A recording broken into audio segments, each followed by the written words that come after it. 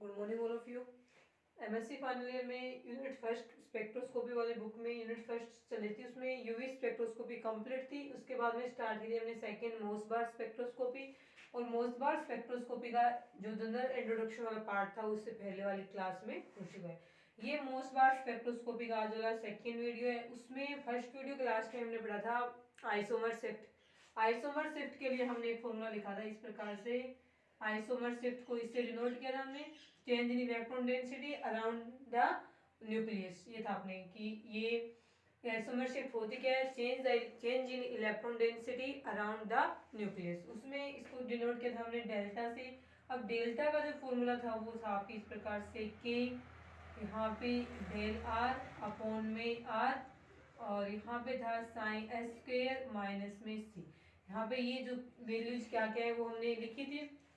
ये isomer shift है, ये कांस्टेंट है, सी भी कांस्टेंट था, आर था इसमें रेडियस, जिस न्यूक्लियस की अपन स्टडी कर रहे हैं, आइसोमर शिफ्ट देख रहे हैं, उस न्यूक्लियस की रेडियस थी।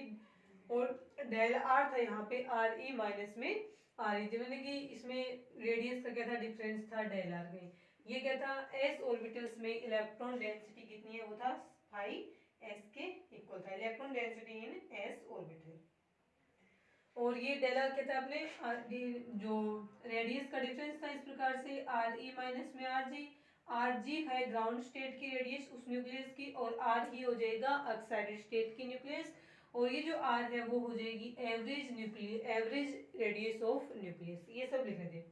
अब हम इसमें करेंगे एग्जाम्पल्स। एग्जाम्पल्स में हम सबसे पहले करेंगे जो आयरन है, और इसके लिए एक रेफरेंस स्टैंडर्ड का यहाँ पे यूज करेंगे। और आयरन के केस में रेफरेंस स्टैंडर्ड होता है सोडियम नाइट्रोप्रोसाइड। ठीक है, तो देखिए आयरन वाले केस में कौन कौन से एग्जाम्पल हम लेंगे। तो आयरन ले लिया, Fe+2 ले लिया, Fe+3 ले लिया, और Fe+ ले लेते हैं। 1 2 3 4 न्यूट्रल ये सारे लेते हैं। अब करना क्या है, इनको आइसोमर शिफ्ट के ऑर्डर में अरेंज करना है, चाहे इंक्रीजिंग ऑर्डर में करो चाहे इसको डिक्रीजिंग ऑर्डर में करो। एक बात याद रखना कि ये जो होते हैं आयरन है, आयरन के लिए क्या होगा, ये सभी जगह आयरन कौन सा चल रहा है, 57 चल रहा है आयरन। आयरन 57 के लिए जो डेल्टा आर की वैल्यू होती है, डेल्टा आर है यहाँ पे radius difference oxide state and ground state. जो रेडियस का डिफरेंस है वो इसके लिए आयरन के लिए क्या होता है, नेगेटिव में होता है। ये नेगेटिव में, इसका मतलब ये जो नेगेटिव वाला साइन यहाँ है वो कहाँ आएगा, यहाँ नेगेटिव में आएगा। तो ये फॉर्मूला क्या बन जाएगा यहाँ पे, तब ये फॉर्मूला बन जाएगा डेल्टा आइसोमर शिफ्ट माइनस में के, और यहाँ पे क्या आएगा डेल आर अपॉन में आर, और साइन एस स्क्वायर माइनस में सी। अब देखो इसमें ये माइनस में है, देखो एस ऑर्बिटल्स में इलेक्ट्रॉन बढ़ेंगे, मान लीजिए इसमें एस ऑर्बिट ये है क्या, sign s electron density in s orbital. जब ये इलेक्ट्रॉन बढ़ेंगे एस ऑर्बिटल्स में तो उसके साथ साथ में साइन एस की वैल्यू बढ़ेगी, साइन एस बढ़ेगा तो साइन स्क्वायर की वैल्यू भी बढ़ेगी। ये बढ़ेगी और ये बढ़ेगी तो ये पूरी वैल्यू किस में बढ़ेगी, माइनस में इंक्रीज करेगी। माइनस में इंक्रीज करेगी इसका मतलब डेल्टा की वैल्यू माइनस में होगी, माइनस में मतलब डेल्टा की वैल्यू डिक्रीज हो रही है। तो यहाँ पे हम बोलेंगे आयरन के केस में यदि एस ऑर्बिटल्स में इलेक्ट्रॉन है वो इंक्रीज हो जाते हैं तो आइसोमर शिफ्ट की वैल्यू क्या हो जाती है, डिक्रीज हो जाती है।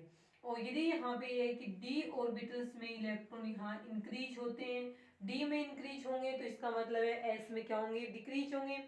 ये दोनों एक दूसरे के इनवर्सली प्रोपोर्शनल रहेंगे, तो इसमें इंक्रीज हो रहा है हमारे डी, इसमें इंक्रीज हो रहा है, तो क्या होगा यहाँ पे आइसोमर शिफ्ट की वैल्यू है वो भी क्या करेगी, इंक्रीज करेगी। ये आगे समझ में। अब ये इनमें अपन इलेक्ट्रॉनिक कॉन्फ़िगरेशन लिखेंगे इन सभी के वैलेंस सेल का, उससे अपन ये पता लगाएंगे कौन से की आइसोमर शिफ्ट ज्यादा है कौन सी कम है। ये याद रखना डेल आर की वैल्यू नेगेटिव थी, इस कारण से इसको हमने नेगेटिव किया, वरना तो आइसोमर शिफ्ट का फॉर्मूला ये वाला रहेगा। याद आ गया। इसको हम फॉर्मूले इस प्रकार से बन सकते हैं कि डी ऑर्बिटल्स में इलेक्ट्रॉन इनवर्सली प्रोपोर्शनल है एस ऑर्बिटल्स में electron inversely proportional isomer shift. तो आइसोमर शिफ्ट है वो डी ऑर्बिटल्स में इलेक्ट्रॉन क्या रहेगी, पहले तो अपने को एस ऑर्बिटल्स के इलेक्ट्रॉन चेक करने हैं। एस ऑर्बिटल्स के इलेक्ट्रॉन किन्हीं भी दो में यदि सेम मिलते हैं तब हमें डी ऑर्बिटल्स में इलेक्ट्रॉन्स होते हैं उनको चेक करना होता है। देखिए अब यहाँ पे इनके स्टार्ट करते हैं। बाहर वाले सबसे वैलेंस सेल बाहर वाला उसका इलेक्ट्रॉनिक कॉन्फ़िगरेशन देखें तो सबसे पहले इसका देखें, इसमें क्या रहेगा 3d6 4s2, ठीक है। प्लस इसको कर देते हैं, इसको +2 और इसको करेंगे +3। अब एक इलेक्ट्रॉन गया, इलेक्ट्रॉन जाएगा वो 4s से जाएगा, प्लस का मतलब एक इलेक्ट्रॉन गया यहाँ से, तो क्या बचेगा 3d5 4s1। अब वापस एक इलेक्ट्रॉन और गया तो क्या बचेगा 3d6 चल रहा है, 3d6 4s0। अब क्या होगा कि एक इलेक्ट्रॉन और गया तब यहाँ पे क्या आएगा 3d5 4s0, ये बच गया बच्चा, ठीक है। अब देखिए सबसे पहले हैं s ऑर्बिटल्स में इलेक्ट्रॉन, जहां s ऑर्बिटल्स में इलेक्ट्रॉन क्या होंगे, ज्यादा होंगे, s ऑर्बिटल्स में इलेक्ट्रॉन ज्यादा होंगे, उसकी आइसोमर शिफ्ट का मान क्या रहेगा, कम होगा। देखिए s ऑर्बिटल्स में इलेक्ट्रॉन सबसे ज्यादा इसमें, उससे कम इसमें, तो सबसे ज्यादा जिसमें s ऑर्बिटल्स में इलेक्ट्रॉन ज्यादा है उसके आइसोमर शिफ्ट का मान क्या रहेगा, सबसे कम रहेगा। तो सबसे कम आइसोमर शिफ्ट का मान s ऑर्बिटल्स में सबसे ज्यादा इलेक्ट्रॉन यहाँ है तो इसके आइसोमर शिफ्ट का मान होगा सबसे कम। इसमें फिर एक इलेक्ट्रॉन्स है, इनकी कंपेरिजन करें तो इनमें तो s ऑर्बिटल्स में है ही नहीं इलेक्ट्रॉन, इसमें एक है, जिसमें s ऑर्बिटल्स में इलेक्ट्रॉन्स होंगे वहां पे उसका आइसोमर शिफ्ट की वैल्यू कम होगी, तो यहाँ पे आ जाएगा Fe प्लस का। इन दोनों की कंपेरिजन करें तो देखो s ऑर्बिटल्स में सेम है, कोई भी इलेक्ट्रॉन्स नहीं है, फिर d वाले कंपेरिजन करते हैं कि ये बोला d में ज्यादा होंगे इलेक्ट्रॉन, d में इलेक्ट्रॉन डेंसिटी ज्यादा होगी तो उसके आइसोमर शिफ्ट की वैल्यू भी क्या रहेगी, ज्यादा रहेगी। तो इसके d ऑर्बिटल्स में इलेक्ट्रॉन ज्यादा है और इसके वाले में कम है, तो जिसमें कम है d ऑर्बिटल्स में इलेक्ट्रॉन, क्योंकि s सेम है तो अपन कंपेरिजन करेंगे d वालों की, और जिसमें d में इलेक्ट्रॉन कम है उसका आइसोमर शिफ्ट भी क्या है, कम है। d में यहाँ कम है तो इसका आइसोमर शिफ्ट है वो रहेगा कम, और Fe+2 का आइसोमर शिफ्ट रहेगा सबसे ज्यादा। ये वाला होता है इसका आंसर।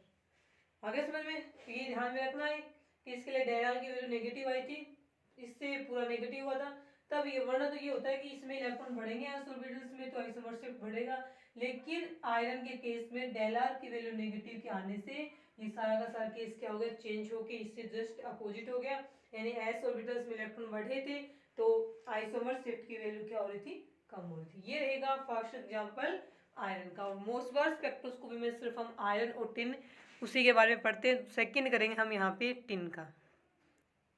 उसके बाद देखिए सेकंड एग्जांपल करेंगे हम इसमें टिन वाला, ये हो गया। अब देखिए ये तो पहले बताया दिया था इसमें कि जो आयरन का केस होता है उसके अंदर हम रेफरेंस स्टैंडर्ड के रूप में सोडियम नाइट्रोक्लोराइड है उसका यूज करते हैं। देखिए तो सोडियम नाइट्रोक्लोराइड का फॉर्मूला क्या होता है ना, Na2 FeCN5 और H2। ये था आपके आयरन के केस में जो रेफरेंस स्टैंडर्ड होता है सोडियम नाइट्रोक्लोराइड, ठीक है। अब हम सेकंड देखेंगे यहाँ पे टिन के लिए, टिन 117, ये इसका एटॉमिक मास है। तो इसके लिए हम लेते हैं, लेकिन इसके लिए डेलआर की वैल्यू क्या आती है, पॉजिटिव में आएगी। डेलआर की वैल्यू पॉजिटिव में है, इसका मतलब s ऑर्बिटल्स में इलेक्ट्रॉन डेंसिटी बढ़ने से आइसोमर शिफ्ट की वैल्यू क्या होती है, इंक्रीज करेगी। तो ये इसके डायरेक्टली क्या प्रोपोर्शनल है, तो s ऑर्बिटल्स में इलेक्ट्रॉन डेंसिटी इंक्रीज होगी तो क्या होगा, आइसोमर शिफ्ट की वैल्यू भी क्या होगी, इंक्रीज होगी। और अब डी वाला, ये याद रखना डी और एस एक दूसरे क्या चलेंगे, इनवर्सली प्रोपोर्शनल चलेंगे। अब डी वाले में इंक्रीज करेगी तब आइसोमर शिफ्ट डिक्रीज नहीं कर, डिक्रीज करेगी ना कि इंक्रीज करेगी, जबकि आयरन वाले केस में अपोजिट था। आयरन वाले केस में एस का अपोजिट था तो डी का भी क्या हो गया, अपोजिट हो गया। अब इसमें एस और डी आपस में एक दूसरे क्या होते हैं, अपोजिट होते हैं, तो इसके इंक्रीज करने से ये इंक्रीज हो रही है तो इसके इंक्रीज करने से ये क्या होगी, डिक्रीज करेगी। अब हम इसके करते हैं एग्जांपल्स। एग्जांपल्स में हम लेते हैं एक तो टिन, फिर इसका SN+1 और उसके बाद में SN+2 और उसके बाद में कर लेते हैं हम SN+4। ये चार होते हैं SN+2 +1 +2 और ये +4।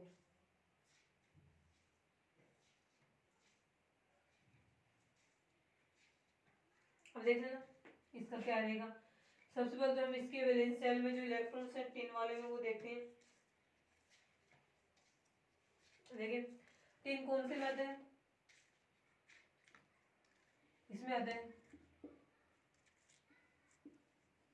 ये, ठीक है। तो ये कौन सा ग्रुप है, इसका जनरल इलेक्ट्रॉनिक कॉन्फ़िगरेशन क्या होता है, NH2 Np2 होता है। इसका क्या होता है 2s2 3s2 4s2 5s2 में चलता है। टिन का जो वैलेंस शेल का इलेक्ट्रॉनिक कॉन्फ़िगरेशन है वो रहेगा 5s2 5p2। हालांकि यहाँ d ऑर्बिटल्स है ही नहीं टिन के अंदर, सिर्फ क्या है टिन वाले के अंदर केवल 5s2 और 5p ये दो ही केस है। अब इसको कैसे करेंगे देखें, क्या लिख दिया, हाँ Sn +4 था यहाँ पे। अब देखो +1 का मतलब एक इलेक्ट्रॉन गया, वो कहाँ से जाएगा 5p से जाएगा, तो इसमें क्या बचेंगे 5s2 5p1। फिर यहाँ से एक इलेक्ट्रॉन और गया तो 5s2 5p0। अब यहाँ से एक और गया, दो गए, +2 से +1 में दो जाएंगे, दोनों ये वाले जल जाएंगे, तो यहाँ पे क्या बचेगा 5s0 और 5p0। अब देख के बता दो आपके किसके लिए यहाँ आइसोमर शिफ्ट की वैल्यू क्या ज्यादा होगी या कम होगी। अब हम कंपेरिजन करते हैं, पहले तो इन दोनों में करें, इन दोनों में तो s ऑर्बिटल्स में इलेक्ट्रॉन सेम है, इन दोनों में कंपेरिजन करें, देखिए यहाँ पे s ऑर्बिटल्स में इलेक्ट्रॉन्स नहीं है, जीरो है, इलेक्ट्रॉन s ऑर्बिटल्स में कम होंगे तो आइसोमर शिफ्ट भी क्या होगा, कम होगा। तीनों केस में सिर्फ यही एक ऐसा है जिसमें s ऑर्बिटल्स में इलेक्ट्रॉन्स नहीं है, इसका मतलब साइन s स्क्वायर की वैल्यू यहाँ पे क्या है, जीरो आएगी। जीरो आने का मतलब क्या है कि यहाँ पे क्या आएगा, Sn+4 की आइसोमर शिफ्ट की वैल्यू क्या होती है, सबसे कम होती है। उससे ज्यादा किसकी रहेगी, Sn+4 से ज्यादा, देखिए यहाँ पे किसकी आएगी, उसमें p ऑर्बिटल्स वाला भी जस्ट इसी के चलेगा, अपोजिट चलेगा। जहाँ p ऑर्बिटल्स में इलेक्ट्रॉन्स ज्यादा होंगे तो यहाँ पे d की जगह, आप इस केस में d है नहीं तो आप p कर लो इसमें, ठीक है। p ऑर्बिटल्स में इलेक्ट्रॉन ज्यादा होंगे, वहां गैन इसकी वैल्यू क्या होगी, सबसे कम होगी। इन तीनों में देखें तो p ऑर्बिटल्स में इलेक्ट्रॉन यहाँ ज्यादा है, दो है, p ऑर्बिटल्स में इलेक्ट्रॉन बढ़ेंगे तो यहाँ क्या होगा, आइसोमर शिफ्ट डिक्रीज करेगा। इन तीनों में से सबसे कम किसकी होगी, टिन की होगी, यहाँ पे लिखेंगे हम टिन। अब देखते हैं इन दोनों को चेक करें, इसमें भी क्या है 5p में एक इलेक्ट्रॉन है, ss में इक्वल है, और 5p में यहाँ जीरो है। जहाँ p ऑर्बिटल्स में इलेक्ट्रॉन ज्यादा होगा उसके आइसोमर शिफ्ट की वैल्यू क्या होगी, कम होगी। तो यहाँ p ऑर्बिटल्स में इलेक्ट्रॉन एक है तो इसके आइसोमर शिफ्ट की वैल्यू क्या आएगी, कम आएगी, तो इसको हम लिखेंगे +1, और सबसे हाईएस्ट होती है Sn+2। ये रहेगा टिन के केस में आइसोमर शिफ्ट का डिक्रीजिंग ऑर्डर, ठीक है। अब आता है इसमें कि टिन के केस में हम रेफरेंस स्टैंडर्ड के रूप में किसका यूज करते हैं, तो रेफरेंस स्टैंडर्ड के रूप में यहाँ पे यूज करेंगे BaSNO3। इसका नाम होता है बेरियम स्टेनेट, बेरियम स्टेनेट। यानी टिन के केस में हम जो रेफरेंस स्टैंडर्ड, जैसे हमने आयरन के केस में रेफरेंस स्टैंडर्ड है वो इसको यूज किया था, यानी रेफरेंस स्टैंडर्ड ऐसा होता है जिसकी आइसोमर शिफ्ट की वैल्यू हमें पहले से पता होती है, उसको हम क्या मानते हैं, स्टैंडर्ड मानेंगे, और उसकी रिलेटिव में टिन या आयरन के आइसोमर शिफ्ट की वैल्यू ज्ञात करेंगे। जैसे NMR स्पेक्ट्रोस्कोपी में हम TMS टेट्रामेथिलसेन को रेफरेंस मान के उसके सापेक्ष जो अन्य जो प्रोटॉन्स होते हैं उनकी क्या करते हैं, आइसोमर शिफ्ट की वैल्यू ज्ञात करते हैं। उसी प्रकार से यहाँ हम इसकी वैल्यू ज्ञात करेंगे, ठीक है। वहां पे होता केमिकल शिफ्ट और यहाँ पे क्या होगा, आइसोमर शिफ्ट। तो आयरन के केस में सोडियम नाइट्रोक्लोराइड है रेफरेंस स्टैंडर्ड, और टिन के केस में रहेगा बेरियम स्टेनेट, जिसका फॉर्मूला रहेगा BaSnO3। उसके बाद देखिए नेक्स्ट टॉपिक रहेगा इसका स्प्लिटिंग। आइसोमर शिफ्ट के बाद में नेक्स्ट रहेगा स्प्लिटिंग।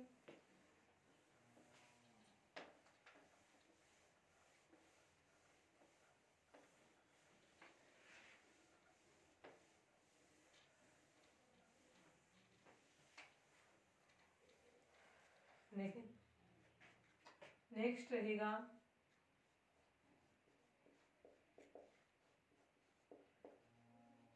स्प्लिटिंग, ठीक है। अब जो स्प्लिटिंग होती है न्यूक्लियस की, हाँ न्यूक्लियस की स्प्लिटिंग बढ़ेंगे, प्रोटॉन की नहीं बढ़ते, क्योंकि मोसबार स्पेक्ट्रोस्कोपी जब स्टार्ट की थी तब यही बताया था कि मोसबार स्पेक्ट्रोस्कोपी में किसकी स्टडी करते हैं, न्यूक्लियस की करते हैं। हाँ स्प्लिटिंग होगी वो भी किसकी होगी, न्यूक्लियस की स्प्लिटिंग होती है। अब यहाँ पे जो स्प्लिटिंग होती है वो टू टाइप्स की होती है, न्यूक्लियस में जो स्प्लिटिंग होती है वो टू टाइप्स की होती है। फर्स्ट तो होती है इसमें क्वाड्रपोल स्प्लिटिंग, क्वाड्रपोल स्प्लिटिंग, और दूसरी जो स्प्लिटिंग होती है वो रहेगी मैग्नेटिक स्प्लिटिंग, मैग्नेटिक स्प्लिटिंग। अब क्वाड्रपोल स्प्लिटिंग में आता है कि वे न्यूक्लियस जिनकी न्यूक्लियर स्पिन है उसकी वैल्यू हाफ या हाफ से क्या हो,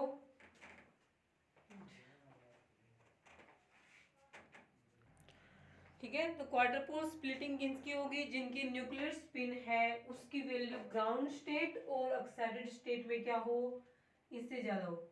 यहाँ पे लिखेंगे एक्साइटेड स्टेट को लिख रही हूँ मैं ES से, ग्राउंड स्टेट को लिख रही हूँ मैं GS से। तो यदि न्यूक्लियस की ग्राउंड स्टेट और एक्साइटेड स्टेट दोनों में ही उसकी न्यूक्लियर स्पिन की वैल्यू हाफ से ग्रेटर देन होती है, उनमें कौन सी स्प्लिटिंग पाई जाती है, क्वाड्रपोल स्प्लिटिंग है उसमें पाई जाती है, ठीक है।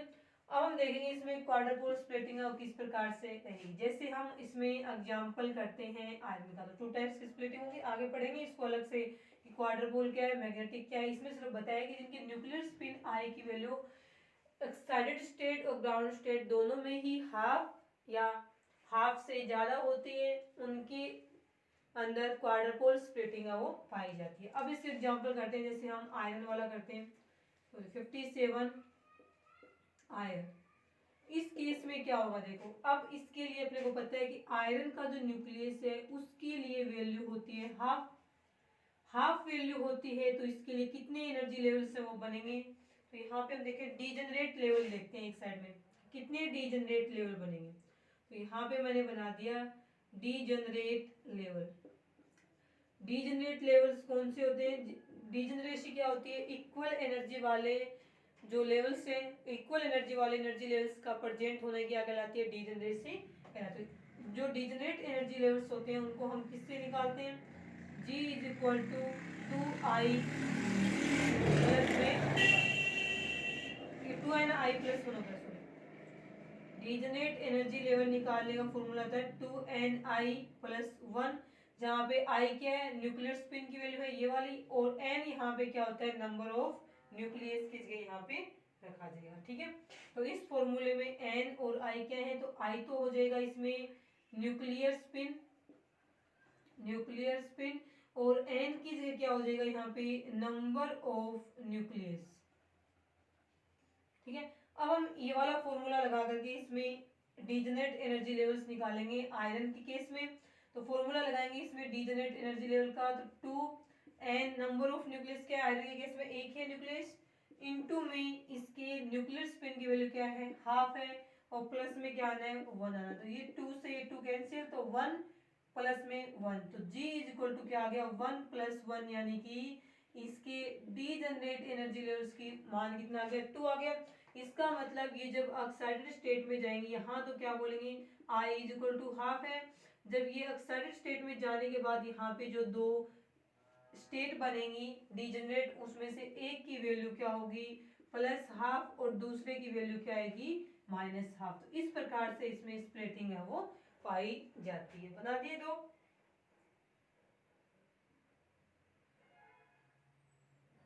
ठीक है। तो ये जो हाफ आएगी ना, आएगी वैल्यू, उसको एक को प्लस हाफ कर देना, दूसरे वाले क्या करना है, माइनस हाफ है वो करना है। ऐसे समझ में नहीं ना, तो एक तो ऐसे याद रखना, ये तो एक तो हाफ ही है, तो दूसरी निकालने के लिए क्या करेंगे, दूसरी निकालने के लिए इसमें से -1 कर देंगे। एक तो ये पता चली गई एक लेवल तो क्या है प्लस हाफ का, दूसरा नहीं पता हो कि माइनस हाफ करना है, तो क्या करना है, प्लस हाफ में से एक को माइनस करेंगे तो क्या आएगा, माइनस हाफ आएगा, यही दूसरे वाले की वैल्यू रहेगी। तो इस प्रकार से आपको एनर्जी लेवल्स हैं उसमें कितने होते हैं, डीजनरेट लेवल तो हम कहेंगे आयरन के केस में डीजनरेट लेवल है वो 2 होते हैं, जिसमें से एक की न्यूक्लियर स्पिन है -1/2 और दूसरी क्या होती है, +1/2 है होती है। अब हम निकालेंगे इससे टिन के केस में कितने बनते हैं, ठीक है। ये था अपना आयरन का एग्जांपल। अब सेकंड जो इसका एग्जांपल करेंगे वो रहेगा टिन का। अब देखिए टिन वाला एग्जांपल करते हैं, ठीक है। सेकंड एग्जांपल है 117 टिन। अब अब आता है 18 के लिए न्यूक्लियर स्पिन की वैल्यू होती है 3/2। 3/2 तो इसके लिए हम निकालेंगे डीजेनरेट लेवल्स, यानी वे लेवल्स जिनकी एनर्जी इक्वल होती है उनको बोलते हैं डीजेनरेट लेवल्स। अब ये फॉर्मूला लगाएंगे तो इसमें एन की वैल्यू तो पता है, number of nuclear spin case में क्या है 1 है, तो 2 इंटू 1 इंटू में आई की जगह रखेंगे न्यूक्लियर स्पिन 3/2 प्लस में 1, इससे ये कैंसिल हो गया तो जी इज इक्वल टू क्या आएगा 3 प्लस में 1, ये 3 और ये 1, तो डीजेनरेट एनर्जी लेवल्स क्या आ गए इसके 4 आएंगे। अब इन 4 को कैसे अरेंज करेंगे हम वो देखें।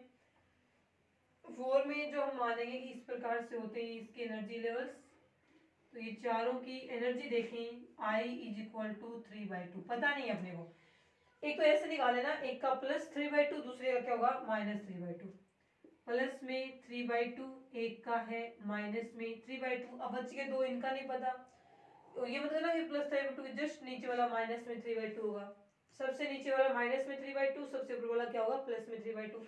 अब बीच वाले दो रहेंगे तो क्या करना है, इस 3/2 में से इसमें से एक -1 कर दो, इसमें से -1 करोगे तो क्या आएगा हाफ आएगा, और इसमें से फिर उसमें से ये प्लस का हाफ आ गया ना इसमें से करने पे, अब 1/2 में से वापस -1 कर दो तो माइनस का 1/2 आ जाएगा, और ये माइनस का जो 1/2 आया उसमें से -1 वापस कर दो तब ये वाला आ जाएगा। एक पता हो ना तो उससे -1 करते चलेंगे लास्ट में चारों वैल्यू आ जाएंगी। वो 5वीं पे मत जाना, तो यहाँ पे हम निकाल के आए हैं कि डीजनरेट एनर्जी लेवल्स कितने होते हैं, 4 होते हैं, तो यहाँ पे हमें 4 ही बनाने हैं। तो ये रहेगी स्प्लिटिंग आयरन और टिन के केस में क्वाड्रपोल और क्वाड्रपोल स्प्लिटिंग। अब मैग्नेटिक स्प्लिटिंग किस प्रकार से होगी वो हम अलग से पढ़ेंगे। अब सेकंड जो मैग्नेटिक स्प्लिटिंग है वो होती है यहाँ पे, इसमें हम अदर से लगाएंगे, जैसे कि हम लिगेंड है जो कॉम्प्लेक्स की स्टडी कर रहे हैं उसमें लिगेंड्स है, सेंट्रल एटम है, उनके अंदर सिमेट्री है या नहीं है, इन सब को सिमेट्रिकल है या कौन से किस प्रकार की सिमेट्री है, स्फेरिकल है या नॉन स्फेरिकल है, ये सब देख के हम करेंगे वहाँ पे मैग्नेटिक स्प्लिटिंग। और इसके मैग्नेटिक स्प्लिटिंग का वो हम करेंगे कल की क्लास में। आज के लिए इतना ही।